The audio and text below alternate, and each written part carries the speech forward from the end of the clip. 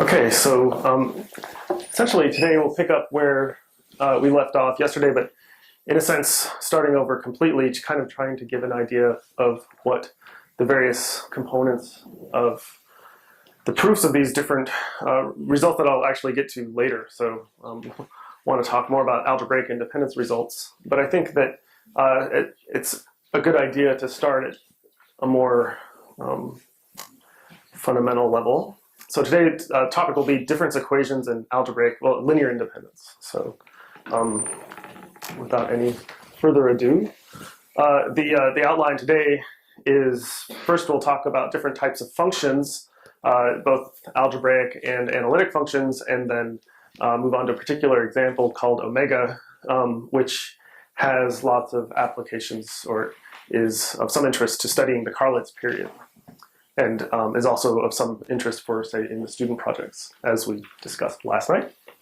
And then I'll go on and talk about a linear independence criterion for if you have values of special functions and you want to understand linear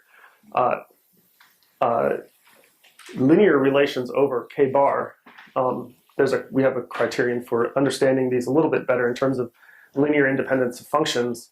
And then the last part will be to go over some examples. So in this examples of difference equations, which then apply to, or potentially would apply, one could apply the ABP, what's called the ABP criterion. Okay, so without any further ado, so talk about some functions on curves, like I said, rational functions, analytic entire functions, and also an operation of what's called Frobenius twisting. Goes in the following way. I wanted to remind you of some of the notation. So as usual, we have this polynomial ring fq of theta. It's rational function field, rational or fraction field fq of theta. Everything on the slide we want to think of as being scalars. That is, we're going to have functions defined over these fields. So the arguments will be from this field, and then the values will be taken in these fields. And so when we're talking about transcendence again, we want to think of this field k bar. We're going to be thinking about values of functions which are transcendental over this field k bar, so much like over the field q bar.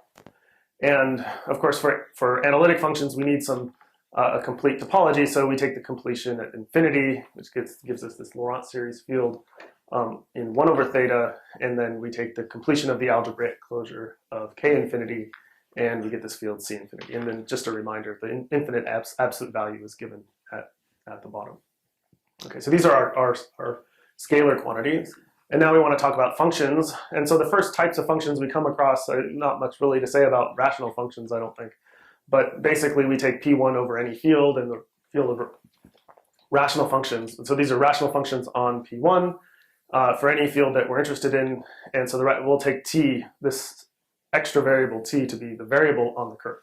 So here everything's in terms of theta. We're going to have functions defined over these fields, and the variable for our function is going to be this variable T. So we have rational functions in T on some curve. In this case, P1. One can, of course, talk about different curves over finite fields, but for today we'll just talk about rational functions essentially, well, to start out with.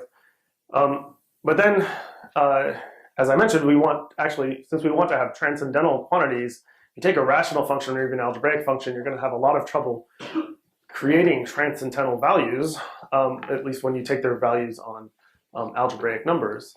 So we need some analytic functions, and in this case, the most natural ones to use come from the Tate algebra. So the Tate algebra is the ring of functions which are analytic on the closed unit disk of C infinity. So C infinity has this topology on it, which is complete, and we look at all power series which converge on the closed unit disk. And so we have power series with coefficients in C infinity whose coefficients go to 0. And these functions will converge all the way out to absolute value equal to 1. And this ring has lots of nice properties. List a few of them on the slide. It's a principal ideal domain, has maximal ideals generated by T minus A for every A which has absolute value less than or equal to 1. If you take a particular function in this ring and you look at its zero set in the closed unit disk, it'll only have finitely many zeros. And so the zero set of such a function is discrete. Another useful fact that we'll use more than once, maybe more than 3 times, is that if you take the functions in the Tate algebra and you intersect with the power series which have coefficients in FQ. So these, it has to be a polynomial.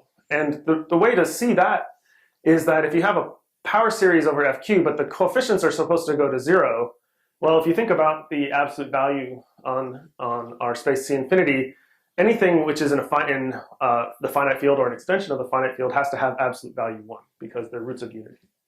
And so if you have a power series with coefficients in FQ, all of the coefficients have absolute value 1. So if they're going to go to 0, they have to actually be 0 from some point onward. So it has to be a polynomial.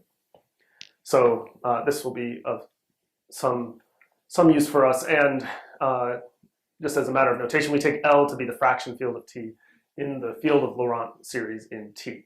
So you can think of L, so it's quotients of functions which converge on the closed unit disk. Okay, so our functions are going to essentially live in this ring, though we'll also want to have a subring of these functions which converge outside the closed unit disk. So these will be the ring of entire functions. So, okay, so not only do they converge outside the closed unit disk, these are functions which will converge everywhere. And the way that we can assure ourselves of this is another condition on the coefficients. They need to go to 0 even more quickly than they do on the closed unit disk or in the Tate algebra. But the idea essentially is, so we're in a non-Archimedean field. So essentially, if the terms go to 0, then a series will have to converge. And so U1 looks at what condition you need, and this is essentially the minimal condition to have convergence on the whole field. And of course, and if you think of it in terms of more evaluations, it's something more along the lines of this. So that the terms that we need, not only that the evaluations go to infinity, but that even when you divide by, say, I, the ith term is still going to infinity.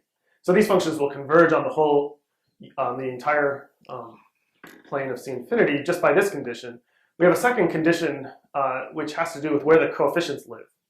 And we'll require that the coefficients sit in a finite extension of K infinity. So in K infinity, remember, this is our analog of the real numbers. This is the ring of Laurent series in 1 over theta. And so by making this assumption, the reason for this is that it gives a better idea of where the values of the function live.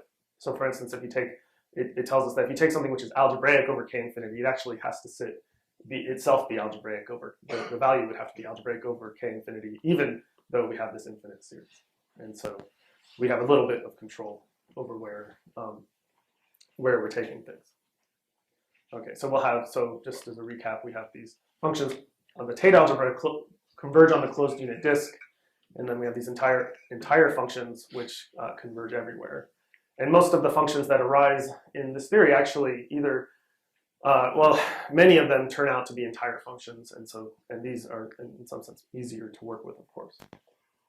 Okay, so what will we do with them? We have this automorphism of the Laurent series field, which we call Frobenius twisting, and essentially we take any integer n, and if f is a Laurent series in T, then f to the n is just the same. Well, you take the Laurent series, but you raise the coefficients to the q to the n.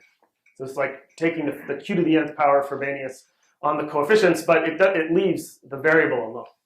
So essentially, if one thinks about this in terms of, say you have a function and it has some divisor, what it's doing to the divisor is it's taking, you take the q to the nth Frobenius iterate of the divisor, and that'll be the divisor of your new function. And in terms of what it actually is doing to functions, we define it this way. And so, like it says here, it just has the effect of simply raising the coefficients to the q to the nth power. And it's not so hard to see that this is actually an automorphism of the Laurent series field. So basically, of course, you can see that pretty clearly respects addition and also products and inverses. So it's not, so we get a sequence of automorphisms of the Laurent series field. And now, of course, we can't just work with elements of the Laurent series field because we don't have enough. For a general element of the Laurent series field, we don't have enough information about convergence or whether or not we know if we have something which actually, even a domain where the series will converge.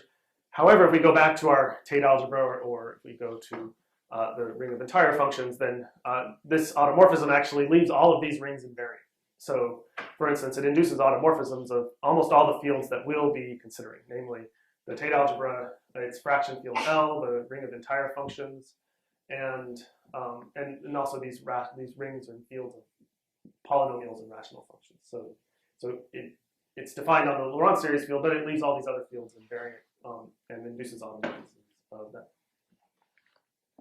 So in particular, the one that seems to come up the most, at least in the way we have things formulated, is when you take n to be -1.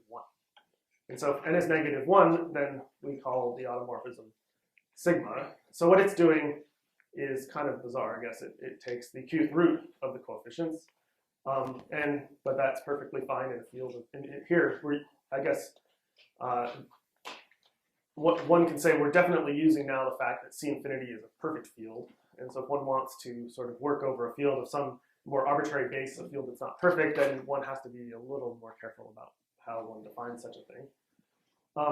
But that won't actually be much of an issue for us because we're more interested in these transcendental properties. And so in terms of transcendence, you're working over an algebraically closed field, and so those are always perfect. So now if we look at sigma, sigma is going to leave all of these fields, induce automorphisms of all these rings and fields that we've defined. And what's of some interest to us are the fixed fields. So if you take the Laurent series field and you take the field fixed by this automorphism sigma, then of course the coefficients need to be in the finite field FQ because they need to satisfy that they're equal to their qth root. So now if we look if we look at rational functions, say over k bar, and we look at the functions which are fixed by sigma, well, the coefficients have to be fixed by sigma, which means they have to be rational functions over FQ in our variable t. And then what is of somewhat interest is if we look at the Tate algebra and its fraction field, see, this is where we're first using this fact that the Tate algebra elements which are actually have FQ entries are just polynomials. So what that means, if we take an element of the Tate algebra which is fixed by sigma, and so that means it has to have polynomial coefficients, then by this identity it says it has to be a polynomial, which is, there we go, is justifying this statement here. That the fixed, essentially equivalent to the fact, or to the statement that the fixed field or the fixed ring of T under sigma is just the polynomial ring. And then finally, so if we look at the fraction field of T, which is L, its fixed field has to be the rational function field. Now, I guess didn't really remark on it too much in the slide, but what will be of use to us is that the fixed field of L and the fixed field of k bar of T is the same. So we'll use this later. Probably not today, but tomorrow. But we want to keep this will be kept in mind. Okay, so now we want to look at some examples. And the first example that comes up is this function omega. And it's defined in the following way. We take a number called zeta theta, which is some fixed q minus first root of negative theta. And if you remember from yesterday, this talk of the Carlitz exponential, one can take it to be this particular value of the Carlitz exponential, the exponential pi q over theta. So if you go back to the definition of the Carlitz module, you'll see this makes sense. This brings me to a point which I meant to mention yesterday and somebody asked about later was sort of, okay, so Carlitz was working on this in the 30s, and it wasn't exactly clear, I think, to a lot of people why he was working on these things. And the question arises, well, why did he want to define Drinfeld? Well, in his case, the Carlitz module or the Carlitz exponential. And aside from some really bizarre-looking formulas, what was his motivation? And it came from the study of class field theory for the rational function field. So essentially, the Carlitz module is going to play the role of the multiplicative group in over number fields. And this value here, we're looking at the exponential of pi q over theta. This is a point which is a t torsion point on the Carlitz module. And visibly, because it's a q minus first root of negative, some quantity, it's going to generate an abelian extension of fq of t, or fq of theta. So the torsion on the Carlitz module abelian extensions of FQ of theta, and one can make that more precise in sort of, it's compatible with the Artin isomorphism and so on. So this was what he was what he was trying to do, at least. Of course, he doesn't quite solve the entire problem for explicit classic field theory over FQ of theta, because the way he has things set up, you generally automatically have some ramification at infinity.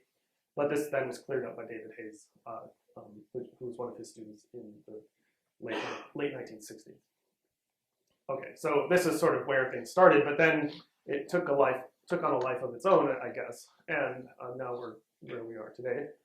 But this function omega now is defined as this infinite product. So we have theta to the minus q times this product of 1 minus t over theta to the q to the I. What isn't totally, I guess, completely obvious from the product expansion is that this is an entire function. In the notes, I describe how to go about proving that it's actually not so hard. You just multiply out the product and look at the coefficients. And the coefficients do sit in a finite extension of k infinity, namely the only thing you really need is zeta theta. So you end up getting an honest entire function. It also satisfies a nice functional equation with respect to these Frobenius twisting operations. So that if you take omega and you twist by to the -1, so what that will do is it'll take everything that has a scalar quantity and just take the qth root. So we'll take the qth root of these theta to the q to the i's, we'll take the qth root of zeta theta to the minus q, but we leave t alone. And if you do this, then you can check that these two sides of the equation are the same. It just becomes a sort of exercise in formal power series. But to give an idea, for the first step, you take this, what is omega to the -1, we're taking the qth root of everything above. And so if we look at it, so we'll have zeta theta to the -1, we'll get, the first term here is 1 minus t over theta to the q. So we'll take the qth root of that and get 1 minus t over theta, and then the rest of the infinite product is just shifted over. So if you shift over and reindex the terms, you get the actual same product that we have here. And then you just have to check that this product that we have right here is the same as t minus theta. And using the fact that zeta theta is just a q minus first root of negative theta makes that very easy. So it turns out that it satisfies this functional equation. Okay, so now we'll do something spectacular. We'll take omega and we'll take its reciprocal. Which, especially since it's a product given by a product, isn't all that spectacular, I guess. But it will have some nice uses for us. So for instance, here, just to remind you, this is omega. If we look at the zero set of omega, it's going to vanish wherever these terms in the product vanish. And those, of course, vanish at theta to the q, theta to the q squared, theta to the q cubed, and so on. So it doesn't vanish at t equals theta. So when we invert it, okay, this constant will invert. These terms will invert. So now those zeros become poles. And so, but the first pole, as we go away, once we go away from 0, is actually at t equals theta to the q. So what that essentially boils down to is that the reciprocal of this function actually does converge on the closed unit disk. In fact, it converges all the way out to, well, just below the absolute value of theta to the q. So it has a larger radius of convergence than just 1. And so, but the reciprocal of this function is an analytic series which has a positive radius of convergence and lies in the Tate algebra T. And so now we do the following thing. So you'll remember from yesterday that this Carlitz period, so this is the kernel, this generates the kernel of the Carlitz exponential function, had this infinite product expansion. And if you look at, so here's pi q, and if we look at the reciprocal of omega, so we take the reciprocal of this formula above here, and now we substitute theta in for t. Now since omega, since the 1 over omega converges out past the absolute value of theta, this makes sense for one thing. So we can actually make this evaluation, and we look at the infinite product. Now we'll have a theta up here, so this becomes theta to the q to the I minus 1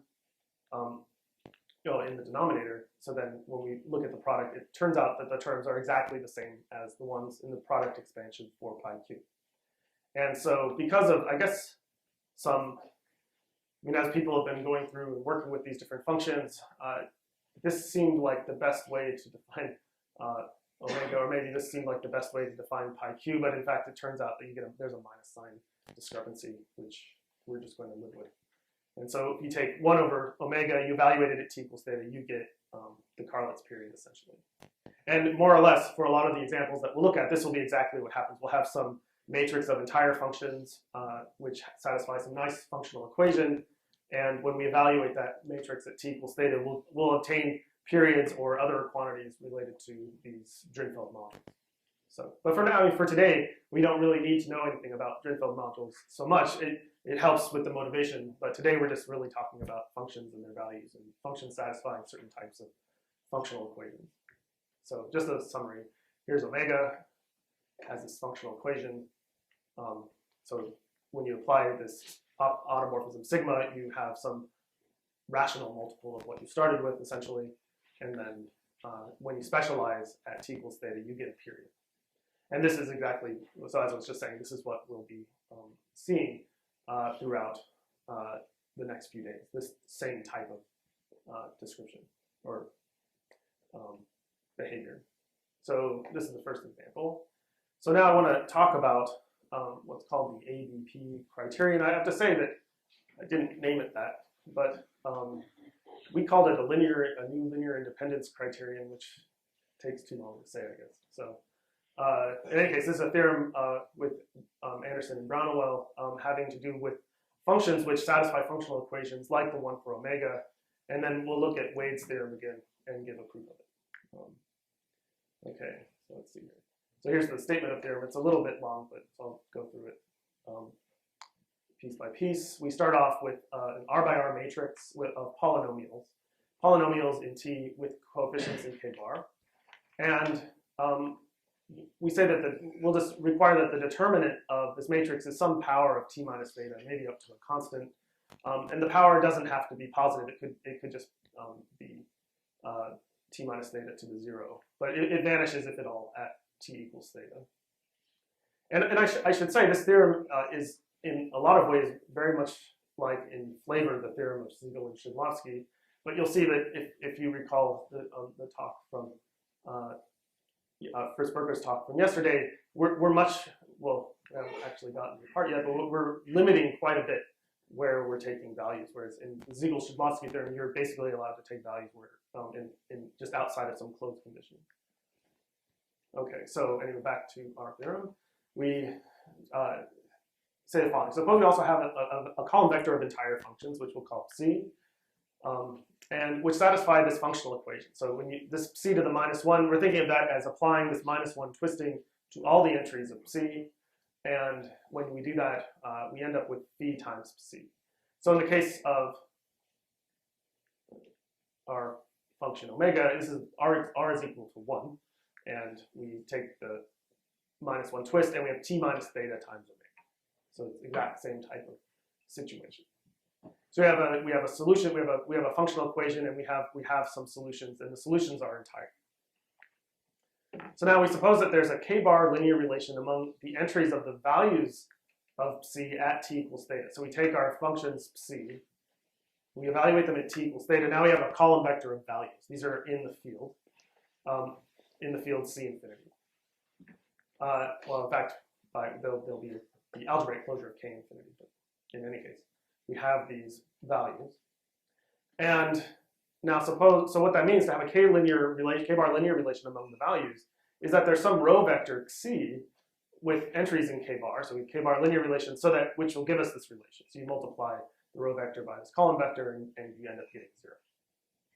And then the conclusion is that, well, if you happen to have this k-bar linear relation among values, then it's actually explained by a linear relation among the functions, and we're taking coefficients which are actually polynomials. So that means what we're saying is that there's a row vector of polynomials, so that you actually, if you take this row vector and you multiply it against C, this gives you a linear combination of the entries of C, these functions, and the coefficients are polynomials, and you get 0. But it specializes to the relation we already had. So that means that if you take P of theta, we get the row vector C. So and then that'll just give us the same if we take this equation here and we evaluated it t equals theta, then we're getting the same relation that we had up here. So it's not the case that we're just saying take all the p's to be 0, and then we end up with a relation of functions. But it's a relation that then gives us back the relation we already had. Okay, so what one can do is use this to talk about linear relations among values of special functions. And as was mentioned yesterday, this actually is very useful for talking about algebraic independence, because even though it's a statement about linear independence, if you want to talk about algebraic independence, you're really thinking about linear relations among monomials of values of functions, say. And so one can use this, if we have a particular vector in mind, or functions and their values that we want to work with, we can always take monomials in those values and set it up in such a way so that this theorem applies. So, okay, so this is what we've proved. And what I want to talk about now are some applications to this. So for instance, we can look at Wade's theorem. So Wade's theorem is about the Carlitz period, and it's that it's transcendental over K bar. And here's how we can use this criterion to prove the transcendence of the Carlitz period. We do it using this function omega. And so the matrix phi that we're going to pick is just a diagonal matrix, and the entries along the diagonal are just powers, consecutive powers of t minus theta. The column vector psi that we're going to pick are just, again, these are just going to be powers of omega. So we have an m plus 1 by m plus 1 matrix, phi, and now psi and phi satisfy this functional equation, visibly coming from the functional equation for omega. So we just end up, we check both sides. We're just applying this powers of this relation, essentially. So what we want to do is we want to use this criterion to show that that pi q can't satisfy any algebraic relation over k bar. And the way that we do that is as follows.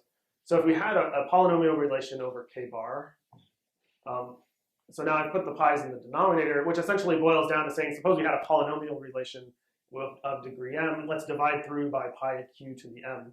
And so we end up with polynomials in 1 over pi q, which is fine. And so we have a relation, suppose we have a relation that looks like this one. And so we're assuming that the constant term, so we want it to be non-trivial, so we're going to assume that the constant term is non-zero and that the leading coefficient is also non-zero. And so if we let C be this vector, this row vector of value, so now these are essentially the coefficients of our relation on polynomial relation on pi q. Then if we multiply this by C of theta, we get 0. Because remember, you take omega and evaluate it t equals theta, you get minus 1 over pi q over the Carlitz period. So then if we go back, then what that boils down to is a relation that says that C times C of theta is actually equal to 0. So now this gives us some data we can throw into this linear independence criterion. So it says that, okay, then there are some polynomials, P0 through Pm, so that we get a linear relation among the function entries of C. So this was 1 omega of t, omega squared of t, and so on up to omega t to the m, and that p to the pi of theta is equal to xi. Now the fact that xi0 and xm are not 0 says that this p0 is not the 0 polynomial, pm is not the 0 polynomial. And so what that boils down to is that this polynomial, this constant term polynomial, has to vanish wherever these functions vanish here. And essentially, because Pm is not 0, we know that these functions have to vanish wherever omega vanishes, and omega vanishes infinitely often. So theta to the q, theta to the q squared, and so on. So that says that P naught has to actually have infinitely many zeros. And so the only way for that to happen is if P naught is actually the 0 polynomial. So we get a contradiction. And so in a sense, this is the type of proof that we would like to generalize to, not just to showing that one particular number is transcendental, but maybe to compare various numbers simultaneously.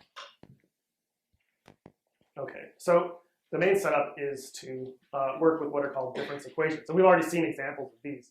And so what I want to do now is sort of talk about them in some more generality, and then look at some other examples. So we'll look at the examples coming from Carlitz logarithms, Carlitz zeta values, and then maybe periods and quasi-periods of Drinfeld modules. We'll see how much time that we have, but I think we're okay, I think. Okay. That is, well, okay, so I guess as one of the organizers, I can finish whenever I want to, but no, I think we'll be fine. So, okay, so different in this linear independence criterion, this ABP criterion, we have the functions satisfying equations like this up here. So we want to think about it, just want to think about functional equations of this type in general. So we'll just say, okay, let's forget about these different hypotheses about polynomials and so on. We'll worry about those later. And for now, let's just say, okay, suppose we have a matrix which is invertible, has entries in k bar of t, so the rational function field, and is invertible. And so we'll just consider a system of equations of this type. We're going to think of C as being some column vector of functions, say in a particular field. We'll take them to be in this field L, but one could talk about just taking functions in C in the Laurent series field if we wanted to. But we'll see later that this is this will be desirable for us to sort of fix particularly where the values live. And so we have this system of equations that are usually called the system of difference equations. And essentially we're taking this automorphism sigma, applying it to the entries of C, and we get that phi times C. So we want to think of this maybe as an analog of a system of first order linear differential equations, where the operator is, in that case, the operator is differentiation, and you have the differentiation of some column vector of functions is equal to some prescribed matrix sitting inside of some field times the functions that you started with. And so it's a similar, we'll be thinking about this in a very similar way. So we're going to assume that we have, starting off with this matrix phi, and we have some solution, we'll have some solution space, or rather solution vector for this system of equations inside this field L, and L is the fraction field of the Tate algebra. So they're reasonably nice function. Okay, so we'll define the space of all solutions in the following way. We'll just say, okay, well, let's look at all of the solutions of this system of equations, and since Fq of t is not affected by this twisting automorphism to the minus 1, this automorphism sigma, this is actually a Fq of t vector space. And of course, it could be a Fq of t vector space of large dimension. However, much like in the system, if you think of homogeneous linear equations, linear differential equations, the dimension of the space of solutions over whatever, in the case of differential equations, say over the complex numbers, can be bounded. We'll do the same sort of thing here, bounded by the degree of the equations. We'll do that on the next slide. But I just wanted to mention also that, of course, the entries here, these are candidate, or the elements of the solution space, these are candidates for the application of this ABP criterion. Of course, we have to check other hypotheses, that the entries are entire, that phi itself has to have polynomial entries and things like this, but at least this is somewhere where we would start. So what about the solution space? Well, as I mentioned, the dimension of the space is bounded above by the size of the number of equations we're looking at, essentially. So in this case, the number of equations is R, and its dimension over Fq of t is bounded above by R, and it's the same type of argument that one sees, say, for differential equations. But I'll just go through it because we'll use this over and over. So essentially, we want to show that these functions are well, okay, so if we have a bunch of functions, say m, which are linearly independent over Fq, then we want to show that they're linearly independent over L. And then since phi is a non-singular matrix over L, this will give us what we want. So we do this in the following way. We suppose m is at least 2 and minimal, so that when we look at these solutions, we'll suppose that we have some sequence of solutions which are linearly independent over Fq of t, but not over L. And so we'll pick n minimal so that this happens. So we have some linear combination coming from L, and since L is a field, we can divide through by one of the coefficients and assume that one of them is 1, and we'll take that leading coefficient to be 1. So now, every one of these vectors, psi sub I, is a solution of this system of difference equations. So we can say multiply through by phi, and that'll be the same thing as twisting, essentially. So we'll multiply by phi, and when we do this, so we multiply on the left, we end up with, well, 0, 0, and then we still have the sum here. But now these instances of phi times psi, we can change to ci to the minus 1 because we satisfy this equation. And so we have this solution, these solutions here. And now what we can imagine doing is saying, okay, well, we have 0 is equal to this sum here. We can apply sigma to both sides of the equation. And so that will change the c sub I to the minus 1 to just c sub I, and fi will become fi to the 1. So we'll do that, and then we'll subtract the two equations that we have on the screen here and see what we get.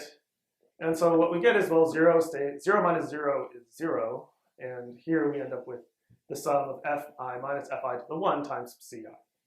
So you collect all the terms, and essentially we can say, okay, we end up with this sum here, but in fact the first term has to be 0 because f1 was chosen to be 1, and f1 to the 1, it's just the cubed power of 1 is also 1. So that term's going to disappear. And so really it starts off at I equals 2. And then we go back and say, well, what was m again? M was chosen minimally so that you had a sequence of solutions which were linearly independent over f cubed, but not over L. And so now what this says, the minimality then says that not only does the first term have to vanish, but all the other terms have to vanish. And so what that means is that fi has to be equal to fi to the minus 1 or fi to the 1, same thing. And so that means the fi's have to actually be in the fixed field of sigma of L, which, as we said before, was f cubed t. So that means, so what that says, so now that means that the fi's have to be in f cubed t, but the functions are linearly independent over f cubed t, so that means they have to all be 0. So, okay, this gives us what we need. And so now what we'll do is talk about what I'll call a fundamental matrix for phi. And so we start off with this matrix phi is our starting point for the system of difference equations. And suppose, so the maximal number of L linearly independent solution, or f cubed of t linearly independent solutions of this system of equations is R. So suppose we have the maximal number. So suppose we have a matrix C, which is invertible and has entries in L, which satisfies this system of equations. So now it's a matrix system of equations. We could think of the columns of this matrix C as being members of our solution space for this system of equations. And so what we have C will represent a maximal linearly independent set of solutions for the equations. And so if we happen to have such a matrix C, that means that in particular, the dimension of the solution space has to be actually exactly equal to R. And the columns of this form the basis of this space. So we will now, I think, focus on some examples. And so we'll go back to omega. And so here in this case, R is equal to 1. Phi is equal to t minus theta. C is equal to omega, which was this product expansion that we have here. The difference equation is just the functional equation we observed before. And then now I just want to record again this specialization. We specialize the solutions of this system of equations, and we end up with the reciprocal of the Carlitz period. So we want to go through this now in some more types of examples. The first example has to do with Carlitz logarithms. So I just want to say a few things about them briefly. And so the Carlitz exponential is this infinite power series. We talked about this yesterday. So you take this power series and you formally invert it, you end up with the Carlitz logarithm. Now the Carlitz logarithm doesn't converge everywhere, but it does converge on an open disk up to this radius of convergence. And if you take the functional equation for the Carlitz exponential and you translate it into logarithms, it satisfies this relation here. And I just want to point out that if we think of this as relations among logarithms, it's a linear relation with coefficients in f cubed of theta. So, and these are, and later when we talk more about logarithms, we'll want to come back to this, to these types of relations. Okay, so where does this fit in with difference equations?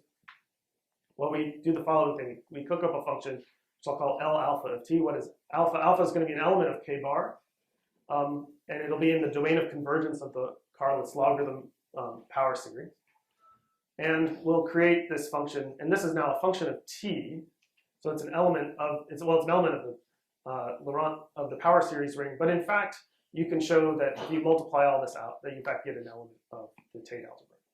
So this is, won't go into the proof of that, but it's not so hard to do. And in fact, it converges all the way up to, well, up to values of t of absolute value strictly less than theta to the q. But we do have it for t up to some positive radius of convergence, so even beyond the closed unit disk. So what's the connection with Carless logarithms? Well, if we look at this function, so L alpha is a function of t. If we evaluate it at t equals theta, then we get the Carless logarithm of alpha.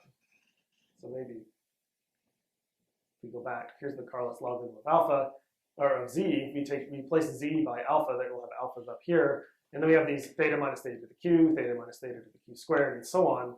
And in L alpha, we have t's where those initial thetas are. So when we evaluate this at theta, we really do get the Carless logarithm.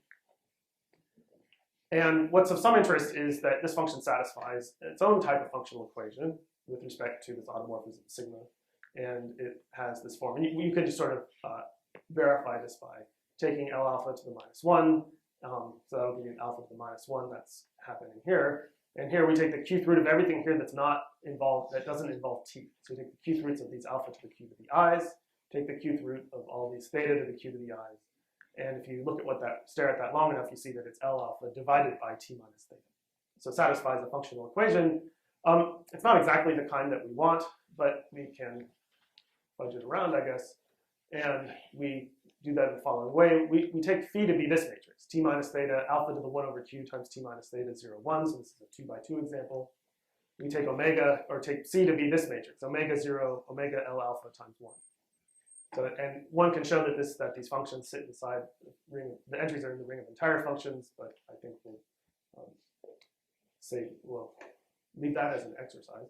Then using this functional equation, one can check that these two matrices satisfy this system of equations that we want, so that C becomes a fundamental matrix for phi. So C to the -1 is phi times C. And the question of, well, what happens when we specialize at t equals theta? Well, we already saw that when you take L alpha and you evaluate it at t equals theta, you get the Carless logarithm. So that's exactly what happens here. So you take this matrix. I took the inverse, but you can use the original matrix if you want. But in any case, you get one entry is the Carless period, and the other entry is the Carless logarithm.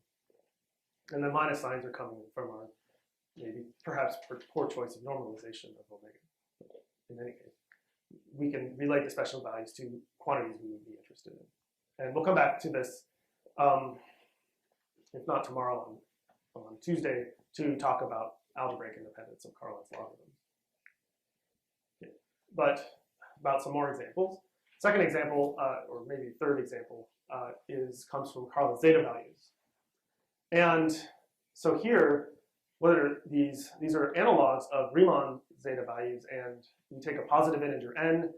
The Carless zeta function is defined by this infinite sum. Take the sum over all polynomials in FQ of theta, which are monic, and you just take 1 over their nth power. Because of the Archimedean valuation or non-Archimedean valuation on k infinity, these will converge for all positive integers. And we're only going to be talking about special values for worrying about interpolations to some kind of analytic space, interpolating the n variable to some analytic space. David Goss has done this in some generality, but I don't think we need to worry about that. We'll just look at these special values. So as we discussed briefly last night in the project group, you end up with some relations that look like relations for the Riemann zeta function. For instance, if q minus 1 happens to divide n, so in the Riemann zeta function, it's if 2 happens to divide n, then you have that zeta then is some rational multiple of in this case, the Carless period to the nth power. So this works out much like for the Riemann zeta function. This rational multiple is related to what are called Carless-Bernoulli numbers, and they're defined in a similar generating function. I don't think we'll go into where they come from exactly, but one can write down specifically what the actual rational multiples should be. And so, for example, if you take zeta of q minus 1, you get pi q over theta minus theta to the q. And so this, what's that? Okay. Yeah, so where this dot is, there should be a q minus 1. I will correct that in the final version. So, but you get pi q to the q minus 1 over this rational, over this polynomial. Okay, so where does this fit into the picture? Well, so there's this really very nice result of Anderson and Thacker, which says that you can relate Carlet's zeta values to Carlet's polylogarithms. And so the polylogarithm function is written down here. Essentially, it's the same thing as the Carlet's logarithm, but we've put an nth power on the denominator. And if you take this function, it also satisfies a difference equation, functional equation. And where does it come in with zeta values? Well, they describe an explicit sequence of functions h naught through hl given by some generating function, so that the zeta value is equal to the sum of these hi's times this nth polylogarithm evaluated at theta to the I. And there's also this term out in front, this Carlet's factorial. Again, I don't have enough time to go through everything, but essentially this is also given explicitly in terms of the number n. So it's a product of, essentially it's a product of numbers of the form theta minus theta to the q to the I minus theta to the q to the j. So this can be made completely explicit, although these hi's are, as once n becomes large enough, these polynomials become quite complicated, but for small values, then one can get a good handle on them. And so where do zeta values come into the difference equation picture? You have this, well, as for Carlet's logarithms, we'll take this kind of L alpha n now, where we take our L alpha from before, but now we'll raise the denominator to the nth power. And it's in the notes, I guess I didn't put it on the slide, but this L alpha n of t satisfies a similar functional equation to the L alpha that we had before. And what ends up happening is we take phi to be this n plus 1 by n plus 1 matrix, and you take c to be this solution matrix here. They satisfy this system equation. And so notice we have powers of omega here, which now will give us, when we specialize, we'll get powers, we'll get the nth power of the Carlet's period. And then when we specialize these L functions here at t equals theta, we'll get these Carlet's nth polylogarithms. But where does the zeta value come in? Well, it's essentially some fq theta linear combination of the first column of c of theta. So take c of theta, we evaluate here, we'll have everything that's going to have a pi q, well, have a pi q to the n in the denominator, but we'll be able to take some fq of theta linear combination of the specializations of these these functions here and get zeta then by using this Anderson-Thacker formula. So I say a little bit more about this in the notes, but I think that just wanted to give an idea of where these things come in this picture. Okay. So then finally, I wanted the last example comes from rank 2 Drinfeld modules, and it arises in the following way. So remember, rank 2 Drinfeld module, you have a homomorphism from fq of t into the ring of twisted polynomials. Here we're going to assume our coefficients are in k bar. One can always normalize a rank r Drinfeld module so that the leading coefficient is 1, as long as if you allow yourself to have denominators. So we'll take rho of t to be this degree 2 polynomial in the Frobenius, and we'll take kappa to be some element of k bar.